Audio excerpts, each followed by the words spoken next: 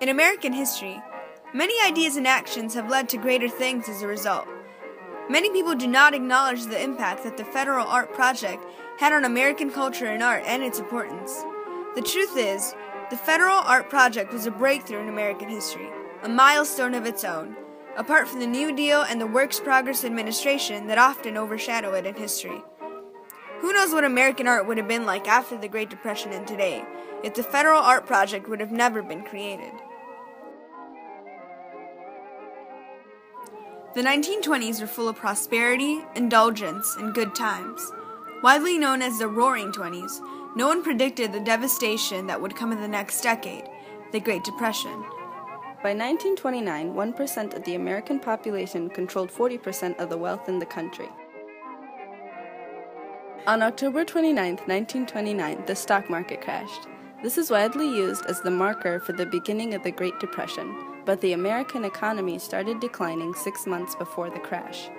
By 1933, 25% of Americans were unemployed. One group of people greatly affected were visual artists. In 1933, Franklin D. Roosevelt was elected as president and succeeded President Hoover. He promised improvement in the condition of the nation and that happy days would soon begin again. In 1935, Congress passed the Emergency Relief Appropriation Act. This act was monumental and it included the implementation of the New Deal in 1935, which was designed to stabilize the American economy. The New Deal was a series of economic programs that were established to commence the revival of the economy. One program in particular that we will focus on is the Federal Art Project, a division of the Works Progress Administration, also known as the WPA. The WPA was created to provide employment for many Americans, such as construction jobs for government-funded buildings. The Federal Art Project, also known as the FAP, was created to provide employment for visual artists, but it was at first met by hesitation from government officials. Many did not support the idea of providing economic support for artists because they believed they were self-employed and were not affected by the condition of the economy. Harry Hopkins, on the other hand, one of the men in charge of the work relief, was reported to have said, quote, "Hell, they've got to eat too," end quote. The Federal Art Project employed many visual artists and enlisted them to create works of art for the American public. The only guidance the government suggested was to depict the American scene. So artists churned out landscapes, cityscapes, and industrial scenes, harbors and wharves, lumber mills and paper mills, gold mines, coal mines, and open-pit iron mines. Scenes of people laboring away for the good of the country. Artists were trying to illustrate the strong work ethic which reverberated through the minds of many Americans. One of the primary objectives of the FAP was to create broader national art awareness. This seemed a little far-fetched due to the state of the economy, but through the extensive work of the program, it became a reality. The FAP not only provided work relief for artists, but it also established art centers in urban and rural communities where art classes and workshops were held for adults and children. This would lead to the fine arts having a more prominent place in the public school system curriculum, thus having an impact on the school system in America for years to come.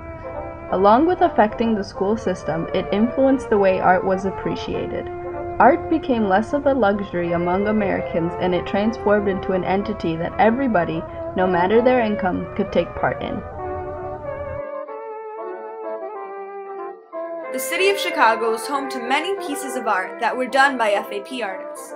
Many of them are located in post offices such as the Logan Square branch, the Lakeview branch, and the Uptown branch.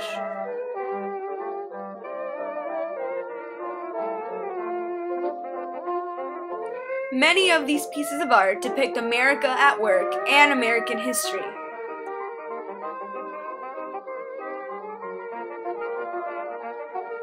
Many people have recognized the significance of these murals in American history, and many have been restored to their original state.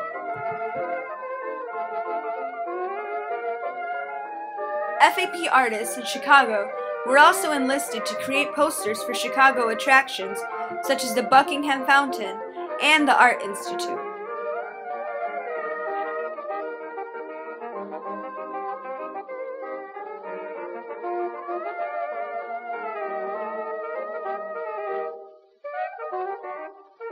In an interview with Will Barnett, an FAP artist from Massachusetts, he explains the importance of the WPA and FAP and their significance in an interview. No one really today can put together, in a sense, realize how much it meant in the history of art in terms of American culture. If it wasn't for the WPA, I don't think American art would have gotten such a rise after it ended after the World War II, because it gave the artists a chance to develop their creativity, whereas they would not have been able to do it because there were no jobs and there was nothing going on except poverty. And the WPA took care of that and gave them something stable to work. And I think that helped American art develop much faster and become more international than any other period. The FAP operated from 1935 until 1943. In total, over 200,000 pieces of art were created by FAP artists, and many still exist today. Of those pieces, about 5,700 came from over 800 FAP artists in Illinois. These pieces of art ranged from public announcement posters, murals in government buildings, public sculptures, and easel paintings. By 1943, the nation's attention shifted from the welfare of the nation's economy to the war overseas and their eventual involvement in World War II. In the end, the Federal Art Project accomplished what it set out to do and even more. It provided visual artists with jobs and prevented their creativity from fading away in the times of desperation and poverty. American culture saw a rise in the prominence of artwork in their daily lives, and a new appreciation for the arts was gained thanks to the FAP. Art classes and workshops, posters promoting health awareness, local attractions and products, and a new sense of nationalism were all made possible thanks to the FAP, and their mark made on history is here to stay.